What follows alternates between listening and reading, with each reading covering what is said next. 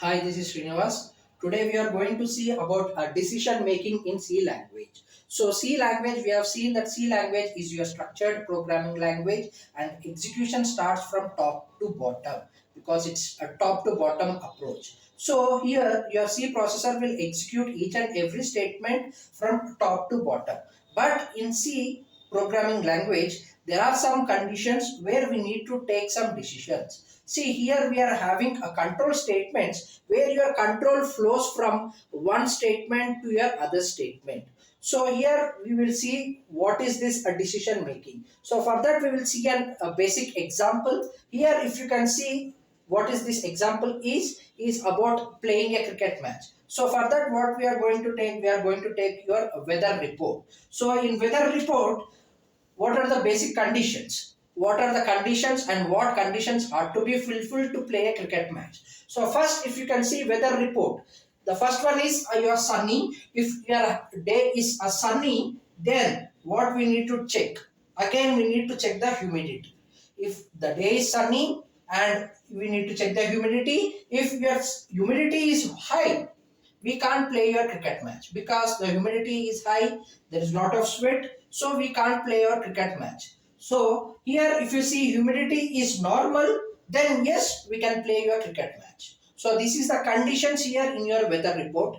Weather report, if it is sunny, we will check the humidity. If this condition has been satisfied, then we can play your match. If it is normal, we can play your cricket match. If it is high, we can't play the cricket match. Similarly, in weather report, if it is overcast, that represents if the day is normal, yes, you can play your cricket match.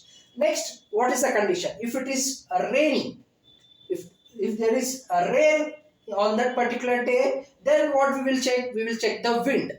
What is the wind? How is the wind? So here the wind, if it is strong, we can't play the cricket match because there are a lot of winds. So that will be problem for playing your cricket match. So for that, if the wind is strong, we can't play your cricket match. If the wind is weak, yes, even though if it is a rainy day, but the wind is weak, at some particular time rain will stop, then yes, you can play your cricket match. So if you can see your weather report, we are taking different conditions, or we are taking your decision based upon the conditions that have been satisfied.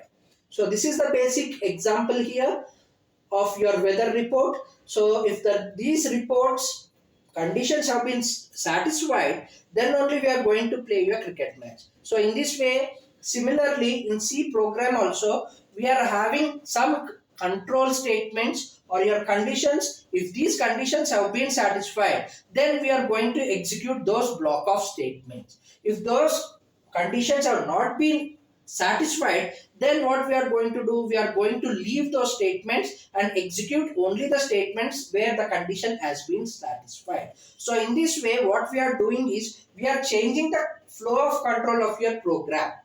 Basically, see, from top to bottom, but here what we are doing is if the condition is satisfied, then only we are going to execute those bunch of statements. If those conditions are not satisfied, we are not going to execute. So we are changing the flow of execution of your program.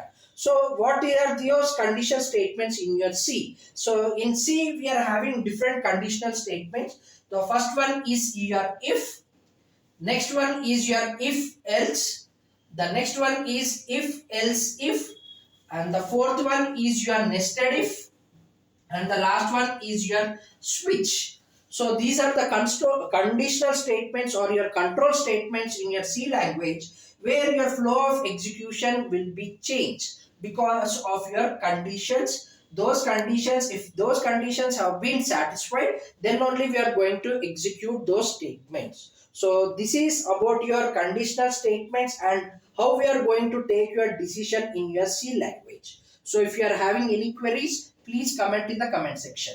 Similarly, if you want to enroll in our online sessions, you can contact Kaviram Academy. The number has been provided in your video. Thank you.